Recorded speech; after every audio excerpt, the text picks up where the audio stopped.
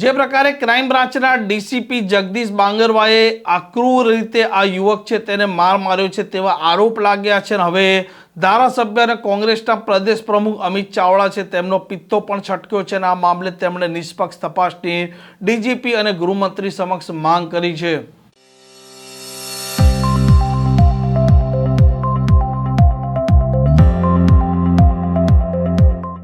નમસ્કાર, આપ જોઈ રહ્યા છો હોટલાઇન ન્યૂઝ અને હું છું આપણી સાથે તોફિક ગાંચી. ગુજરાતમાં જ્યારે કોઈ રીઢા ગુનેગાર છે તેને પોલીસ ઉપાડી લાવે છે તે સમયે આ ગુનેગાર છે તેની વ્યવસ્થિત સર્વિસ કરતી હોય છે અને ગુનેગાર ક્યારે પણ ગુનો આચરે નહીં તેવી પરિસ્થિતિનું આ પોલીસ છે તે નિર્માણ કરતી હોય છે. પરંતુ રાજકોટ ક્રાઇમ બ્રાન્ચમાં એક મામલો ગંભીર સામે આવ્યો છે, જેમાં આ કોળી યુવક સુરેશ વડેચાનો ગંભીર આરોપ છે કે તેને એક અરજીના આધારે ઉપાડી લેવામાં આવે છે અને આ જ ક્રાઇમ બ્રાન્ચના ડીસીપી જગદીશ બાંગરવા તેને ડોર માર મારે છે, ઊંધો લટકાવે છે અને તેના ગુદા માર્ગમાં પેટ્રોલ નાખવાનો પ્રયાસ પણ કરે છે. અને આ સંગીન મામલે અત્યારે ખળભળાટ મચી જવા પામ્યો છે. અને હવે ગુજરાત કોંગ્રેસના પ્રદેશ પ્રમુખ અને ધારાસભ્ય અમિત ચાવડાએ આકરી પ્રતિક્રિયા આપી છે અને ડીજીપીને અને ગૃહમંત્રી હર્ષ સંઘવીને શું સંભળાવ્યું છે તે પણ સાંભળો. ગુજરાતમાં કાયદો વ્યવસ્થાની પરિસ્થિતિ કથળી ચૂકી છે. ખુલ્લેઆમ ગુંડાઓ બેફામ છે. બુટલેગરો હોય, અસામાજિક તત્વો હોય, એમને કોઈનો ડર ન રહ્યો નથી. અને બીજી બાજુ પોલીસ પર જે પ્રજાને વિશ્વાસ હતો, પોલીસ માટે પ્રજાને જે સન્માન હતું, એને ઓછું કરવાનું કામ પણ કેટલાક પોલીસ અધિકારીઓ દ્વારા અત્યારે ગુજરાતમાં થઈ રહ્યું છે.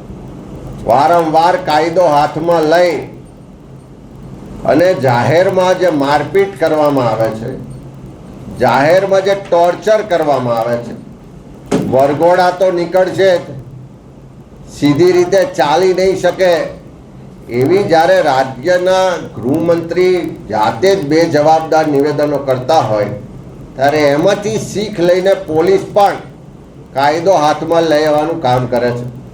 પણ કાયદો બધા માટે સમાન છે અને કાયદો કોઈ પણ પોલીસ અધિકારી કે કર્મચારીને જે આરોપી જે છે એની પર 3rd ડિગ્રી ટોર્ચર કરવાની પરમિશન આપતો નથી. રાજકોટમાં જે રીતે આજે કોળી સમાજના એક યુવાન પર પોલીસ દ્વારા 3rd ડિગ્રી ટોર્ચર કરવામાં આવ્યું ને એને હોસ્પિટલાઇઝ કરવામાં આવ્યો. આજે કોંગ્રેસના અમારા ધારાસભ્ય વિમલ ચુડાસમા, અમારા પૂર્વ ધારાસભ્ય ઋત્વિક મકવાણા કે અમારા ધારાસભ્ય જિગ્નેશ મેવાણીને બધા જ લોકોએ ત્યાં આગળ એ યુવાનની મુલાકાત લીધી અને ત્યાંથી જે હકીકતો જાણવા મળી, ત્યાંથી જે પરિસ્થિતિનું વર્ણન એ યુવાન દ્વારા કરવામાં આવ્યું કે ત્યાં ડીસીપી તરીકે જે બાંગરવા છે એ જે એમની માનસિક સ્થિતિ હોય પણ તમામ લોકો પર 3rd ડિગ્રી ટોર્ચર કરે છે. એટલે સુધી રજૂઆત થઈ છે કે એને ઇલેક્ટ્રિક શોક આપવામાં આવે છે, એને ગુદા માર્ગમાં પણ ટોર્ચર કરવામાં આવે છે. કેટલાય લોકોને એમના ટોર્ચરને કારણે હોસ્પિટલાઇઝ કરવા પડ્યા. અને એ હકીકતો છુપાવવા માટે જ્યારે ડૉક્ટરોને ધમકી આપે, ડૉક્ટરોને ડરાવવા દબાવવાનો પ્રયત્ન કરે, એવા પણ પુરાવા અને રજૂઆતો આ ડીસીપી જે બાંગરવા છે એની સામે રાજકોટથી મળી છે. મારે એવા તમામ ગુજરાતના પોલીસ ડિપાર્ટમેન્ટના અધિકારીઓને કહેવું છે કે તમે બધા પણ કાયદાથી ઉપર નથી. તમે બધા પણ ગુજરાતની પ્રજાના ટેક્સના પૈસામાંથી પગાર મેળવો છો અને કોઈ પણ હીરોગીરી કરવા માટે કે ગૃહમંત્રીના નિવેદનો છે એમાં આવી અને કાયદો હાથમાં લેશો તો બચાવવા માટે કોઈ ગૃહમંત્રી કે સરકાર આવતી નથી.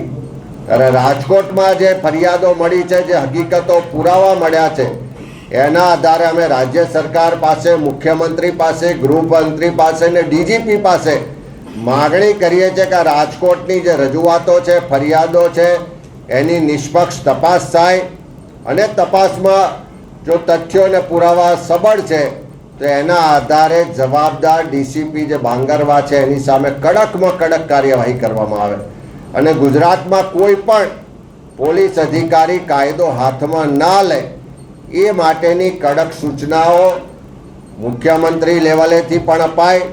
અન્યથા કાયદો કોઈને પણ છોડશે નહીં અને એવા કોઈ પણ અધિકારીઓ છે જે કાયદો હાથમાં લઈ અને ગુજરાતના કોઈ સામાન્ય નાગરિકોને ડરાવવા દબાવવા કે રંજાડવાનું કામ કરશે તો એને સામે કાર્યવાહી કરવા માટે કોંગ્રેસ પાર્ટી હંમેશા એ સામાન્ય લોકોનો અવાજ ઉઠાવશે.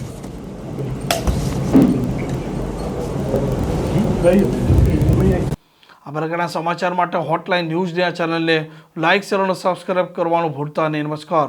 આવા પ્રકારના વિડીયો તમને જોવા ગમતા હોય તો હોટલાઇન ન્યૂઝ ચેનલને લાઇક, શેર અને સબસ્ક્રાઇબ કરો.